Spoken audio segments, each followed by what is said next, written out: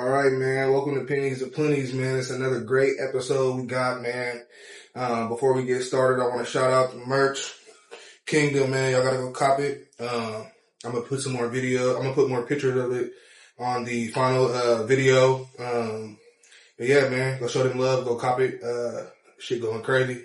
You know what I'm saying? Yeah, show them love. So right now we got my boy Timo, man. Timo. What's going on? Your camera's right there. That's your head camera. Oh yeah, for sure. B-roll, and then my camera. Cool. Yeah, man. So we're gonna get into this dope ass interview. Another podcast for Pennies of Plenties, man. We just trying to motivate, keep people right, share different career paths and the upbringing and what made you want it and why you like what you do, or if you don't like what you do, you know what I'm saying? If you just do it. So we're gonna start off with the first question.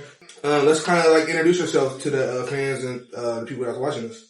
Yep. My name is Timo Sheard. I'm a director, direct reality TV and music videos, and films, independent films. Yep. Tell me a little bit about like your growing up, your life. Like, did you go up any struggles? Was it a good 2-parent household? How was it? I grew up with, I personally like my childhood. You know what I'm saying? I grew up with my mom and my 3 sisters. You know what I'm saying? Everything was smoothie when I was younger. You know what I mean? I was the protector in the house. You know what I'm saying? Mom's worked a lot. I did what I had to do. Not really. I was the type of person, even if I went through struggles, I just learned to get through it. You know what I'm saying? And really try to like persevere through whatever, you know what I'm saying, adversities I went through. But, you know what I'm saying? For the most part, that was it. Yeah. So it's crazy because like I said, like the last few interviews I've done so far, it's going to be my 4th episode. They kind of, it's crazy to hear like the different, upbringings within everybody, like, cause everybody's story is different. So that's why it's good. And I'm glad that like we get people on here, every other week when we do our videos, because it's good to show people like, man, you can have a fucked up ass upbringing, but what are you going to do to overcome that? What are you going to do to make it better? You know what I'm saying? So it's like, it's good that you're, so you said like basically you had a good childhood and, you're a protector. Kind of like me, man. Like, you know what I'm saying? Yeah, most definitely. So were you the only kid, like the only male, son? Yeah, the only boy in the family, you know what I'm saying? I had 2 little sisters, an older sister, but even then I was always the one that, if somebody tried to holler at my sister, I was the one on their head, like real talk, like that's how it was for me, you know what I'm saying? So, it was a cool, as I got older, it was kind of a struggle for my mother, but, I went through, I was able to get through it, you know what I'm saying? I always had like a dream in my mind of doing this. So, I was focused on really trying to make sure that I could, I knew what I wanted to do when I was little. I always kind of knew what I wanted to be. Even some of my relatives, they said, you knew what you wanted to be when you was a kid. I was, you know what I'm saying? So. Yeah, that's good though. So how old were you when just to piggyback off that, how old were you when you, decided to get in this line of work? So, when I first actually, knew that I wanted to be on working television or some type of media. Mm-hmm. I think I was 10 and you know what I'm saying? I talked to my mom. She got me a camera from Walmart. And then I used to film everything. I used to film short films with my sisters. I used to film family events, graduations. I always walked around with my camera filming everything. I filmed a music video for my partner. He was 8 years old. I was 10 and we had shot a music video and just, and then I had got a software, an editing, a real cheap editing software. It's a demo or something. But I was messing with that when I was a little kid. So I always kind of wanted to be in something television, mainly directing films. That was my main thing. I wanted to make movies. You know what I'm saying? So that was my way of doing that. You know what I mean? Yeah, no, that's dope. Like I said, and it's crazy. Cause like I said, I met you through doing music. You know what I'm saying? I shot my boy Xavier's video, I think. And then I'm like, oh shit, I didn't shoot mine. And then I think he shot, I want to say 2 or 3 of my videos.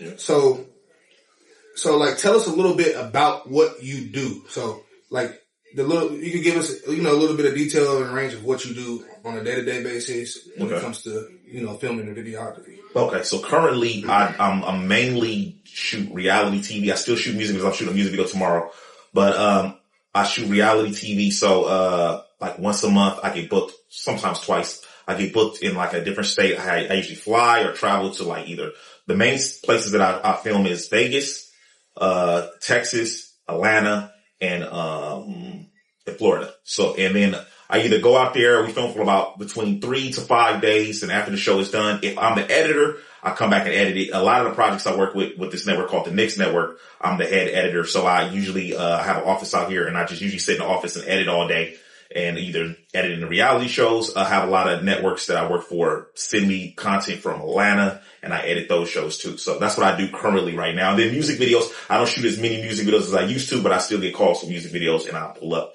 when I'm in town. A lot of times, a lot of people I work with, they don't know if I'm in town or not, because they look at my story. I don't post on my page, but I like posting my story a lot. I'm usually like traveling, so they don't know if I'm even in town to book me, but when they do, I pull up. Hell yeah, that's dope. That's dope. So like, I like to ask my question for myself. I'm going to know, but I'll be interested. So when you go to these sets or when you go, film, like, is it like, are you nervous? Like, do you like, is it just like, nah, it's time to go. It's game time. I've been doing it for so long now. So I've been doing reality TV for 3 years now. So it's not even, I'm probably going to produce like over or worked on, like at least 30 shows now, like full season. So, I don't even, it's regular. It's regular? Yeah, it's regular now. Yeah, it's regular. So would you tell people, would you like tell people or like try to gradually get people to come do what you do? Or is it just like, or do you have, it's something that you have to have real passion for? Or is it something like you could easily like do it once or twice and be like, man, I'm just doing it for the money, or, Yeah, I understand. So you'd be surprised, like, I've had reached out to people and asked them to do the shows, and I'd be always shocked when, like, we might need a camera. I'll tell you, I did Blue Girls Club season 5, right? Mm-hmm. And, all the cameramen from the season before that, they all got Blueface, didn't want none of them back, right? So it was just me and my bro Marcus. So we were trying to pull together a new camera crew. Yeah. Mind you, I'm calling people thinking that this is an opportunity, you in the industry. Like, and people were saying no. And I was surprised, like, damn, but people turned it down. I was like, what the fuck? You know what I'm saying? Yeah, and I was like, why? Like, what the fuck you turned down for? But, I don't know what it is. I even reached out to one guy, and I think he didn't realize it was real until he seen me there and doing it. Mm. And then he was like, damn, bro, I quit my job. Like, the reason why I didn't come because I'm working. I didn't want to, quit my job, but bro, I quit my job right now if I can come right now. So, I don't know. Yeah. It's not for everybody, but you would think that, I love it. I love filming. Yeah. You know what I'm saying? So, this is like, That's crazy. Yeah. I feel like if it was me and you caught me, hey, I ain't never picked up a camera for real, but I'm gonna get to learn while I'm on that plane or that ride. We're gonna figure out something, watch a YouTube, TikTok, something, you know what I'm saying? Cause that's an opportunity that people come once in a lifetime, you know what I'm saying? I feel like once you're in it, then it's like, all right, now you're in it, you're making a name for yourself, you do good shit, people know, and then you keep growing gradually, you know what I'm saying? Yeah, most definitely. Yeah, that's tight. So, now we're gonna kind of like dive in, like the career path form, kind of like getting to know you and your career of how you like it and what you do, and just so people like if there's a kid young watching that, trying to be an up and coming next music video photographer, video, whatever, anything that has to do with visual. So what was your first music video? Like, do you remember it? Was it like, damn, I did that? Yeah. Okay. So the first music video, I would say, first video I got paid to do. I think that was like, cause I played around with shooting music videos, shot some music videos for my cousins and, stuff like that. But the first one I got paid for, I remember I was working at for a temp agency, and the video, the amount I got paid for was as much as my 1 week check, or it was a little bit more, $50 more than my 1 week check at the time. So I was like, okay, this is really something right here. Like, you know what I mean? And I think even then I was like getting paid like $10 an hour. So it wasn't much, you know what I'm saying? I get paid at the temp agency, but it was like, but still the music video, I was like, damn, I can do this right here. But it took a few years before I actually decided to like, okay, I'm finna make a business. It's called B-Roll Netflix Productions. Go back to school. I went to study business. I took marketing classes. So I wanted to learn how to market my business. Like I always felt like marketing is the most important thing when it comes to running a business, because people got to know who you are. So I want to learn like the secrets and techniques to market myself. You know what I'm saying? Like, what are these companies doing that nobody know that they're doing? Like, and I'm like, it's in the textbook. Am I gonna learn it in the classroom? So that's what I did. And then, I took, to be honest, when I got my, there was like, I don't know, at the time, you know how they be like sayings, people say stuff And then I heard they would say, oh, you can get a loan for school, but you can't get a loan to start a business. That was like a big thing at the time. So I was like, fuck that. I'm going to get the loan from school and just start the business with that. And that's what I did. I just took out a loan from school, took the loan and bought my equipment. And that's how I started my business. And then that was that. Damn, that's crazy. Yeah. So you kind of took the risk. Yeah, you like, fuck this, I'm taking the risk. Yeah. Fail or not, I'm doing it and I'm pulling it. No, but look at you ain't failed. But you know what I'm saying? You took that risk. And that's where I feel like a lot of people that have a different career path, even like artists, and they don't want to take that risk. Or they be like, you know how you get to go to the gym or something, like, all right, I'm going to do it today or I'm going to do it tomorrow. And it just never happens. And then now you 20 years and you got nothing going for yourself. Yeah, most definitely. Yeah. You know what I'm saying? That's good though. I'm glad that you were able to take that risk and, you know, it's paying off. You know what I'm saying? You're able to do what you want to do. You travel on the road, working with great people. So that's dope. So, I seen that you worked with like some big artists like Blueface, Mozzie, Designer, even Soulja Boy. Yeah. What was that like? Like, were you nervous? Did it boost your career?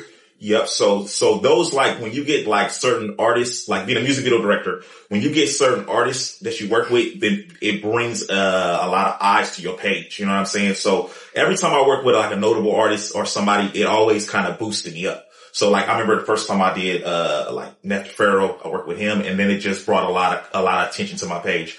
I worked with, when I did Mozzie, so the first time I worked with Mozzie, I was working with an artist that was actually, he was locked up, and he was Mozzie's cousin, and they did a song together. So I pulled up on Mozzie. But Mozzie had been in a lot of my videos already because I shot for a lot of his camp already. Yeah. You know what I'm saying? So he had been in a lot of my music videos, just like, you know, doing whatever. So this is the first time I actually shot a video with him. So I wrote a whole treatment out. You know, the artist, he sent his footage from jail where he filmed it on his phone. And then we put the video together, and then I shot another video for him after that was, Magnolia Chop. He used to be with Cash Money, and that nigga, him, and then another artist that be with Mozzie. Shot a video with them, but I was not nervous working with them because I had already been working with their camp for years. And then also, Blueface, when I got on with Blueface, somebody that was, cool with the head director, he just connected me. And matter of fact, I didn't even work with him. He was just like, hey bro, you want to, edit the Blueface? And I was like, yeah, for sure. I didn't even know if he's telling the truth or not. I'm gonna keep it real. Like 4 months later, he was like, bro, you still want to do it? They start in 3 days. I'm like, it's good. Like, for sure. He said, yeah, I'm gonna connect you to bruh. We talked, I went out there, drove out there, he was in Calabasas. He had that, I don't know if you remember, he used to have that camouflage mansion. That camouflage mansion? Yeah. So it was in Calabasas. I drove out there, filmed the first season. That shit was lit because it really was like being in the industry cause we filmed for 21 days. Yeah. So we at his house for 21 days. Oh, you stayed there for 21 days? I stayed at his house for 21 days. The first time and the second time. The first time we went to No Jumper. I think I met DDG, didn't know who that nigga was. Like the first time I met that nigga, I didn't know who he was until I seen him on Facebook, and he had a baby with, Holly Berry, or you know what I'm talking about? Yeah. And I was like, oh damn, that's the same nigga that was there? And then, Designer was his next door neighbor. So that's how I met him. I've seen it on like TikTok or something. Yeah. That's his next door neighbor. And, so Blueface had left the house for like a couple of days to go, deal with some shit. And Designer came to the house and like took over the house for like 4 days. And then, who else? Shit, I met Deshaun Frost there. First time I met him, I didn't know who he was either. And then to the second time, so when I came back the second season, I knew who he was at that time. Yeah. So I had to make some little videos with him and shit.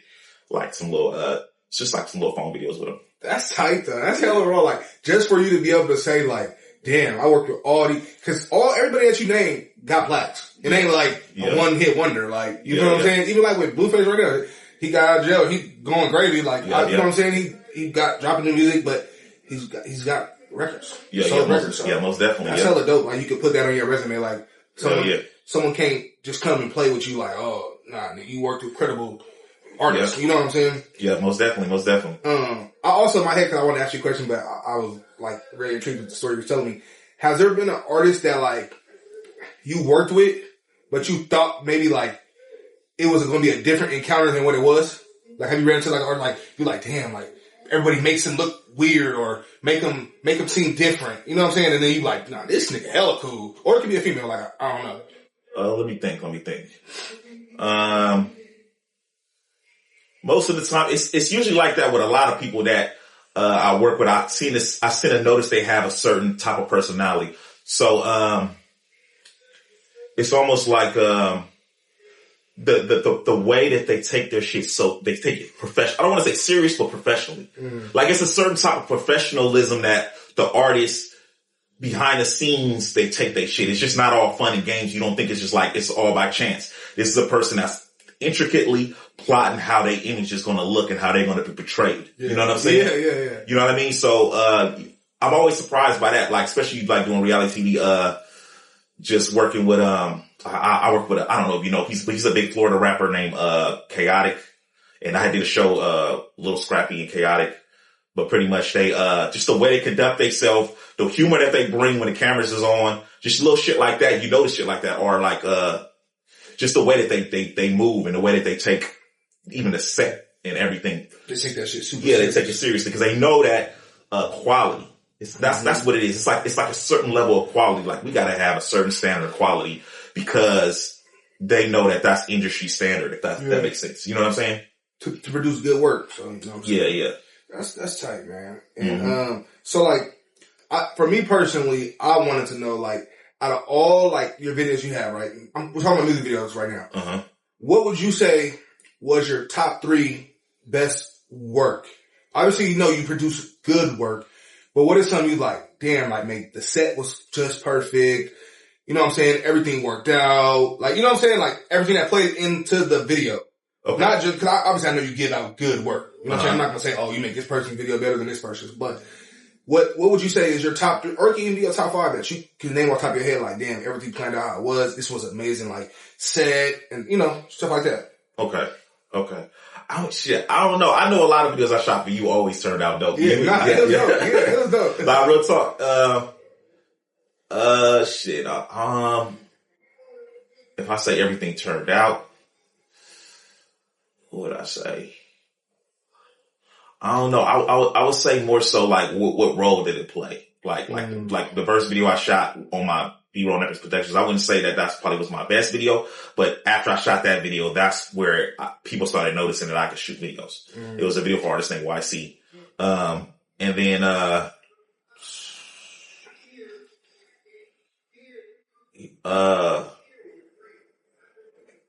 don't know. I feel like every video I do, I try to make sure it's better than the last video. I try to put my all into every video I do. I don't know if I have a top video. I don't know. You don't know? I try to think about that. I don't know, bro. Yeah, like even before we had started, before I had thought to even ask you to come on the podcast, I'm like, man, I'm gonna look at some of this shit. Just so, because I like to like study the people that I want to talk to because I want to know. Like, you know what I'm saying? I want them to know that I'm taking it serious. As of like, all right, I know who you worked with. From what I can see from social media, obviously I don't know your personal life, you know what I'm saying? But from what I can see and everybody else can go see, I wanted to be like, all right, get to know a little more. Like, obviously I've been knowing you, probably, I say over 5 or 6 years. Yeah. But, you know, I wanted to get to know you and, that way you like, man, this nigga's bullshitting. Like, you know what I'm saying? I already know. I'm already knowing, yeah. So, we got like one more question. And this, I say this one kind of for last because I feel like it's going to be the most like, you know, I feel like you're going to have like a lot of stories to tell behind it. Okay. I've seen like you filmed for some TV networks. Yeah. What were those networks? And then I'm going to ask the question after you finish with that. Okay. So, I'll say that the top ones is, the Knicks Network, Not As TV. Let's see, Unexpected TV. And then, you know, I did Blue Faces with Blue. He just posted on OnlyFans. You know what I'm saying? Blue Girls Club. Yeah, that was OnlyFans. Okay. They sold it to the Tron Network though. To the Tron Network. Yeah, to the Tron. So are you still doing any of those currently? Yes, like every month. So my bad. I just leave it there. But so since I did that show, the first Blue Girls Club, every single month for the last 3 years, I've filmed every single month. Like I said, either one show or 2 shows. Every blue moon, I'll do 3 shows, but most of the time 1 or 2 shows. So every month I film. So this month I filmed a show. My bad. So what does that look like? Like as far as what do you mean? How like as in like, so let's say you do a month. Mm-hmm. You stay in the full-time 24/7 filming? No. So, so the 21 days with Blueface, that's the longest I've ever shot for. Most of the time it's between 3 to 5 days. Mm-hmm. So, we film for 3 days, and in 3 days we can film seven episodes. And then after that, so I'll give you an example of what it looks like. So I pull up the first day, we have like a mixer, and then, the cast meets. The shows that I film is a lot of fighting. I don't know if you even familiar with, like, I guess it's like ratchet reality TV. Like baddies? It is the baddie show. So real West Coast baddies, all the baddie shows. Oh, yeah, that's what it is. So that's what you filming? Yeah, I film the baddie shows. Oh, okay. Yeah, I film the baddie shows. Yeah. Yep. So I work with Ivory. I don't know if you even know any of these people, but Ivory. I think the only people, it's crazy because you tell everybody, my favorite person is Summer. Summer, okay. Summer on baddies. I know, what's her name? She's like probably like one of the biggest ones. Damn, I can't think of it, but I know her, what do you call it? The people that take care of their sets on clothes and stuff, like the dresser, I guess you can call them. You know, a person that like dresses them up for their set. Oh, like a producer or something like that? Yeah, like, someone like they got people that come and get them like, the clothes they want to wear. And, okay. You know what I'm saying? Stylists. Okay. Stylists in per se. Natalie Nunn. There we go. Oh, Natalie Nunn. Yeah, okay. So, that's tight though. Yeah. That's tight. Have you, so like, if you can share if you want, have you ever like grown like a relationship, not like an intimate relationship, but like a relationship by doing work with them? Like, damn, like, you know? Yeah. So, a lot of the producers, let's say I work with one network, and then they go to another network. They might call me and give me gigs. The CEO of the Knicks network, she just called me. That video I'm shooting tomorrow, I'm shooting at her salon for someone that she just connected me to. But yeah, you do build relationships. When you're on set, you build relationships with all the people, the camera crew, the producers, you know what I'm saying? Like, the Knicks network, I worked with them for 3 years now too. So, that's like family. You know what I mean? That's tight. Yeah. So like, after you did Blueface, right? So that was the first one, correct? Yep. After you did that one, it just started booming? Yeah, and that's because most of the cameramen from Blueface's show all went to Now That's TV. So, the head director, he got hired at Now That's TV. Have you heard of Now That's TV before? Now That's TV? Nah. You haven't? Okay.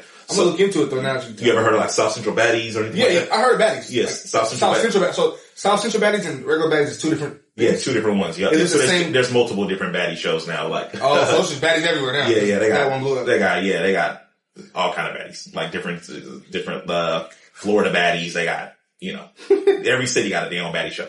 How did you get, I think you kind of told me, but you didn't go like into that. How did you get into the Blueface scene? Like, network wise? You said you met somebody, right? Yeah. So I was shooting a video for an artist named FS Mikey, and then I think it was either his brother or his cousin. Mm-hmm. He, hit me up and was like, hey, his roommate was the head director at Blueface's, Blueface's show. So he was like, yeah, they looking for an editor, and I told him about you. And, if you want to do it, you know what I'm saying, what you will. And then that's when I said, like, about 4 months later, he called me like 3 days before and was like, bro, you still want to do it? I'm like, yeah. So that's how that one happened. And then the Now That's TV happened because, like I said, all the cameramen from there went over to Now That's TV. And then the owner of the Knicks network, she's from Love and Hip Hop Atlanta, and she had her sister. I was shooting a music video for her sister, and her sister was like connecting me to her, and then she had me do the Knicks network.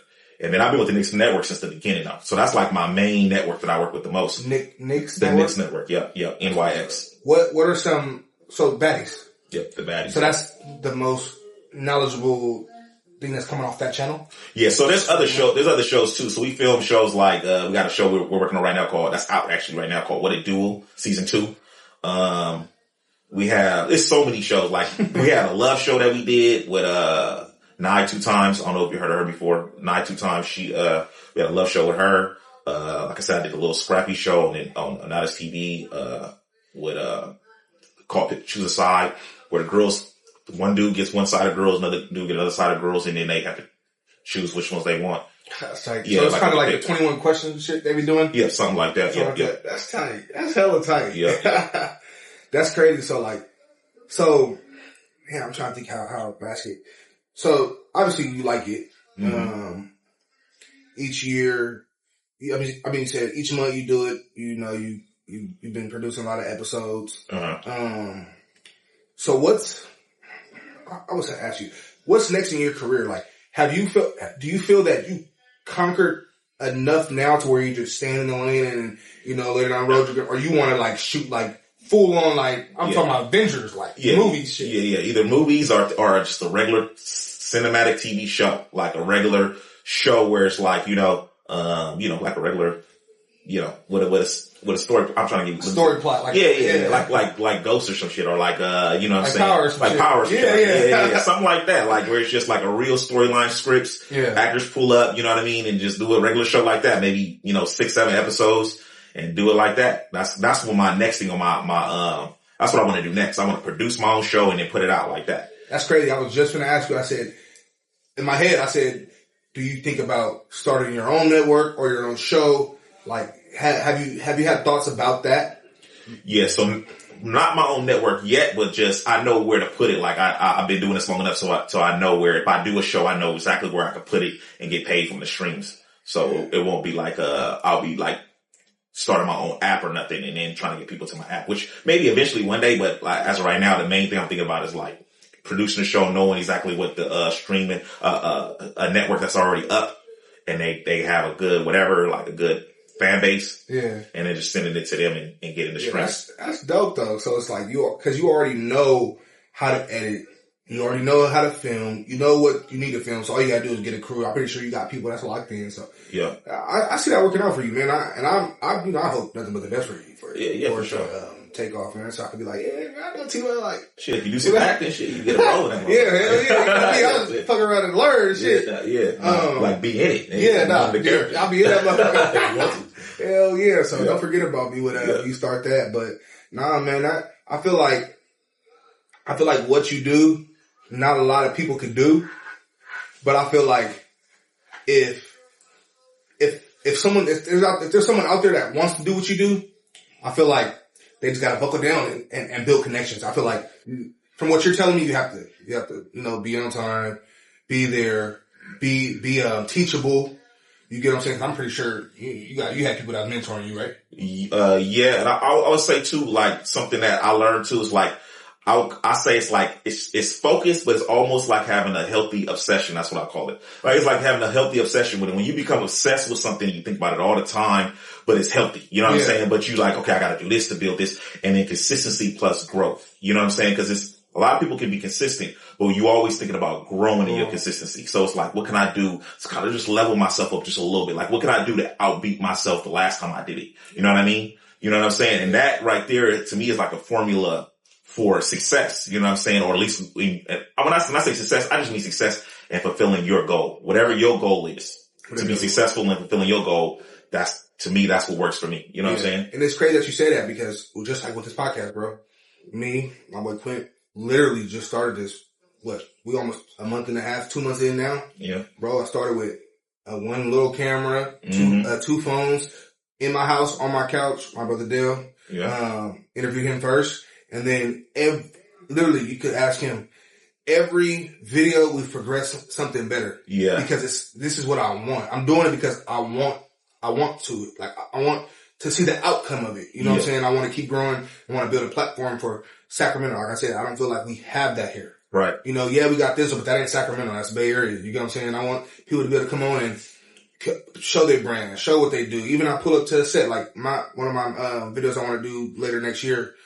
It's pulled to a barbershop. Mm-hmm. Sit down with 3 barbers. Might have them mic'd up. Yeah. And just talking about, the growth and shit like that because that's tight to me. Like having an outlook for people. That's tight as shit. That's dope as hell. Like, you know what I'm saying? To bring that attention to the city. And it's true. This could be, you know what I'm saying? Or will be. You know what I'm saying? I can feel it. I can feel it. Like, you know what I'm saying?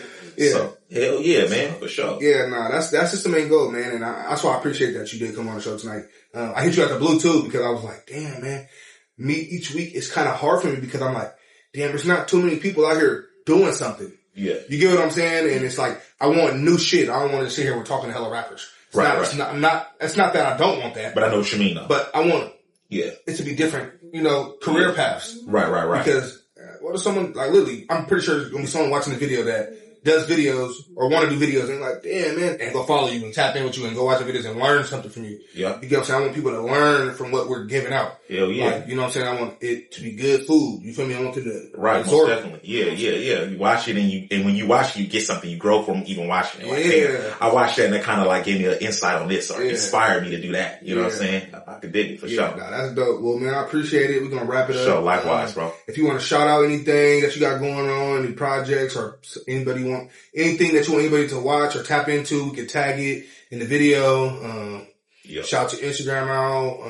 Anything that you got going on? Yep. You could, my Instagram is, Timo Sheard, TIMO_SHEARD.